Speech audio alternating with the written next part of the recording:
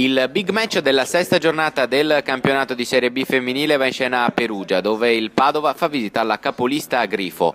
Biancoscudate che arrivano all'appuntamento rigenerate dal successo nel recupero dell'Immacolata contro Marcon e si presentano con Orlando in porta e il solito pacchetto difensivo composto da Quaglia, Sarein, Dal Pozzolo e Mazzuccato. Consueta anche la cerniera di centrocampo Fabbruccio Michelon, attorno alla quale agiscono Favero, D'Antonio, Dal Bianco e Peruzzo. Il Perugia finora ha tritato quasi tutte le avversarie incontrate, raccogliendo 13 punti su 15 e segnando 13 gol in appena 2 gare casalinghe disputate fin qui. Umbre che partono subito fortissimo, al 10° vanno a segno con Fiorucci, pescata però in posizione di fuorigioco.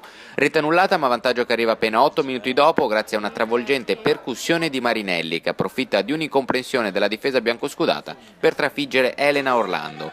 Il Padova riesce a ribattere colpo su colpo, tiene molto bene il campo e non rischia praticamente più nulla fino allo scadere del primo tempo, quando la solita Marinelli calcia ancora da sinistra trovando l'opposizione del portiere.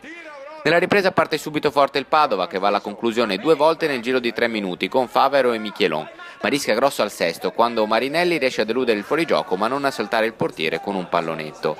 Padova che continua a insistere alla ricerca del pareggio provandoci con Peruzzo che a metà ripresa prova un'azione alla Del Piero ma non riesce ad inquadrare la porta.